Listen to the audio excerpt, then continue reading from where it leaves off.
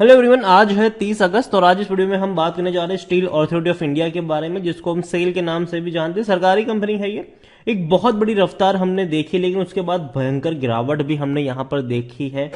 145 तक पहुंच गया था, वहां से लगातार टूट कर आया था, लेकिन फिर अब धीरे धीरे रिकवर करने की भी कोशिश कर रहा है। वीडियो में हम डिस्कस करेंगे स्टील अथॉरिटी ऑफ इंडिया के बारे में, और साथ ही साथ वीडियो के अंत में हम JSW स्टील के बारे में भी बातचीत करेंगे। तो वीडियो को शुरू करूं उससे पहले अगर आपने अभी तक चैनल को सब्सक्राइब नहीं किया है तो प्लीज अभी इसे सब्सक्राइब कर लीजिए, क्योंकि आगे भी बहुत सारे वीडियोस हैं जो आपको काफी ज्यादा हेल्प करेंगे।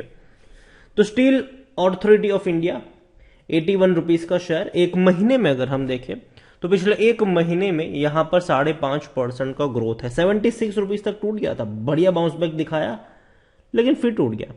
फिर तेजी दिखाई जरूर है इसने, और पिछले एक साल की अगर हम बात करें तो 33% की गिरावट है। 130 रुपए से लगातार टूट कर आया था, 65 रुपए तक गया था ये, 65 रुपए तक। पहली जो यहां पर सबसे बड़ी गिरावट थी वो उसकी वजह जाहिर सी बात है रशिया यूक्रेन क्राइसिस, फिर सरकार ने टैक्स लगाया और टूट गया। लेकिन अब दोबारा एक अच्छी रफ्तार दिखाई जरूर है, और ये रफ्तार कंटिन्यू रहेगी कि नहीं वो भी हम बातचीत करेंगे। लेकिन अगर आप इसका लॉन्ग टर्म का ग्राफ देखोगे, 10 साल का ग्राफ देखोगे, तो पिछले 10 सालों में स्टील अथॉरिटी ऑफ इंडिया में 4% का ही ग्रोथ है। लेकिन अगर आप इसमें डिविडेंड को भी जोड़ दोगे तब ग्रोथ अच्छा कहोगे आप यहां पर। बस शर्त सिर्फ इतनी है कि आपकी जो बाइंग है वो ऊपर के लेवल पे नहीं होनी चाहिए। 2021 के इस ऊपर के लेवल पर आपकी बाइंग नहीं होनी चाहिए। अगर आपकी बाइंग उसके पहले की है तो डेफिनेटली आपको फायदा जरूर हुआ होगा यहां पर। अगर नजर करें तो लार्ज कैप शेयर है, 33,000 करोड़ से भी ज्यादा का इसका मार्केट कैप है। वॉल्यूम 2,27,000 करोड़ 2,27,00,000 से भी ज्यादा का देखने को मिला है। मतलब बड़ी क्वांटिटी में शेयर ट्रेड होते नजर आ रहे हैं। हालांकि जो पहला क्वार्टर रहा था इस जून का वो काफी खराब रहा था। इनके रेवेन्यू में काफी कमी आई थी और इनके प्रॉफिट में तो और ज्यादा कमी आई थी।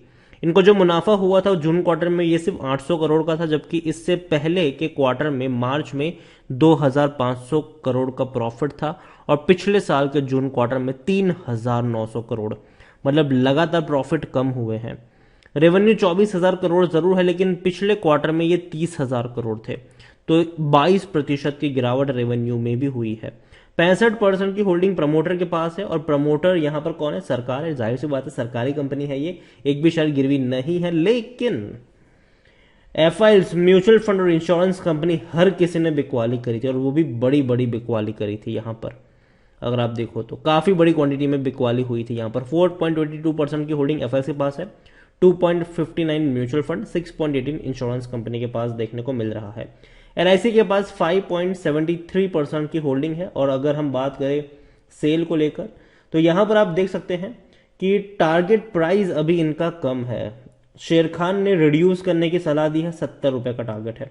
और देखो 80 रुपए के ऊपर मेरी भी बाइंग की तो रिकमेंडेशन नहीं है, बल्कि मैं कहूंगा कि 70 के नीचे मिलेगा तो खरीदारी के मौके हैं।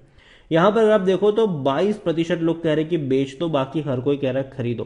कंपनी अच्छी जरूर है, और इवन अगर आप इनके डिविडेंड की तरफ भी नजर करेंगे तो भर भर के इसने डिविडेंड भी पे किया है। ऑलरेडी इस साल 2 बार डिविडेंड पे कर चुका है, 2.5 रुपए और 2 रुपए पे 25 पैसे। मतलब कुल मिलाकर 4 रुपए 75 पैसे का इसने डिविडेंड इसी साल पे कर दिया है, और अभी नवंबर में और पे करेगा। क्योंकि अगर हम प्रीवियसली भी देखें तो पिछले साल भी 3 बार पे किया था, पहले फरवरी में, फिर सितंबर में 1 रुपए 80 पैसे, फिर 4 रुपए का बड़ा डिविडेंड जो है वो इन्होंने पे किया था नवंबर में। इस बार भी एक्सपेक्ट यही करते हैं कि नवंबर में एक बड़ा डिविडेंड पे करेगा ये। यहां पर आप देखोगे तो कंपनी के रेवेन्यू में बड़ी रफ्तार थी। जो रेवेन्यू 70,000 करोड़ के थे वो 1,03,000 करोड़ पर पहुंच चुके। लेकिन अगर आप लेटेस्ट देखोगे तो 24,000 करोड़ का रेवेन्यू हुआ है जून क्वार्टर में, मतलब पहले क्वार्टर में, जो इसकी एवरेज से कम है। और प्रॉफिट में काफी बड़ी गिरावट हमें देखने को मिल सकती है। आप देख सकते हैं कि जो इनका प्रॉफिट 2,000 करोड़ था वो बढ़ के 3,680 रहा, और 2022 फाइनेंशियल ईयर में ये 11,825 करोड़ रहा। लेकिन इस बार सिर्फ 800 करोड़ का हुआ है पहले क्वार्टर में, जो कि बहुत कम है। मतलब यहां से नीचे की तरफ जाता आपको इनका प्रॉफिट नजर आ सकता है।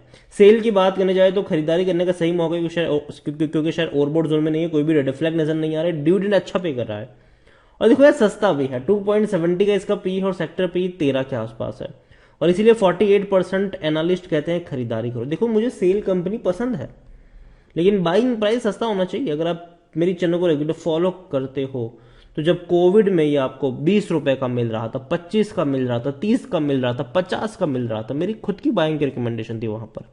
लेकिन जैसे ही 100 रुपए के ऊपर निकला मैंने कहा था कि अब मैं यहां पर एंट्री नहीं लूंगा, और बाद में हमने बहुत बड़ी गिरावट भी देखी। हालांकि पूरे बाजार में ही गिरावट आई थी उस वक्त, और सेल में मानता हूं कि अभी जो खरीदारी के मौके वो एटलीस्ट 80 पे नहीं है।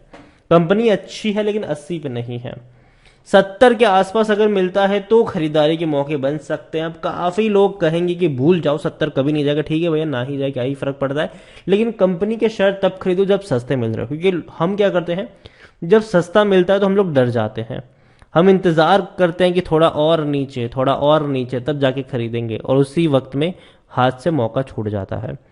तो अभी मैं इतना ही कहूंगा कि खरीदारी के मौके अभी नहीं है। डेफिनेटली कंपनी अच्छी है, लेकिन इसका मतलब ये नहीं है कि महंगा मिल रहा हो तो आप महंगे में भी खरीदारी कर लो। सस्ता हो तब खरीदारी के मौके बनेंगे।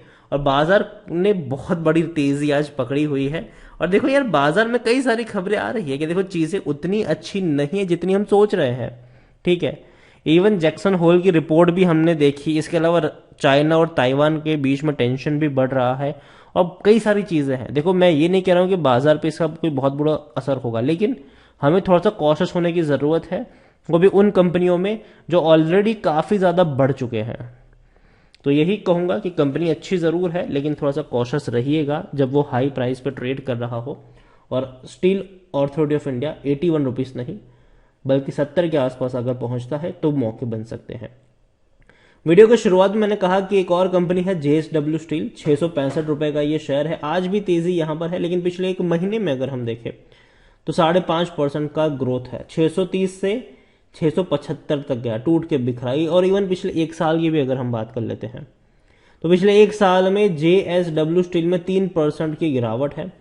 ये शेयर कहां तक गया था आप देख सकते हैं, यहां पर 765 पे था। ये एक झटके में टूट गया था ये 528, और उतनी ही बड़ी दोबारा से तेजी भी दिखा दी इसने, उतनी ही बड़ी। लेकिन अगर आप 3 साल का ग्राफ देखोगे तो आपको पता चलेगा कि 200% का ग्रोथ तो है ही। 140 रुपए तक टूट गया था ये, बाद में बड़ी रफ्तार इसने पकड़ी है। और इससे पहले भी 700 की रेंज के आसपास था, टूट गया, तेजी बनी, टूट गया, तेजी बनी, फिर दोबारा टूट सकता है। देखो JSW स्टील कंपनी अच्छी जरूर है, लेकिन मैं अभी इसको उतना ज्यादा प्रीफर इसलिए नहीं कर रहा हूं क्योंकि मेरे पास इस स्पेस में, इस सेक्टर में बढ़िया ऑल्टरनेटिव मौजूद है, और वो है टाटा स्टील। और टाटा स्टील का शेयर डेफिनेटली एक सस्ते प्राइस पे ट्रेड भी कर रहा है। और टाटा की अगर मैं बात करूं तो वो ज्यादा मुझे रिलायबल लगता है, जिनके रेवेन्यू भी ज्यादा है, प्रॉफिट भी ज्यादा है। JSW में इस बार का जो प्रॉफिट है वो 840 करोड़ का हुआ है, जो पिछले साल 6000 करोड़ का था। तो प्रॉफिट में गिरावट है जरूर। रेवेन्यू में भी अगर आप देखो तो पिछले क्वार्टर के मुकाबले गिरावट नजर आई है यहां पर। तो अभी के लिए JSW स्टील में कहूंगा कि अभी उतना ज्यादा मौका नहीं है बाइंग का।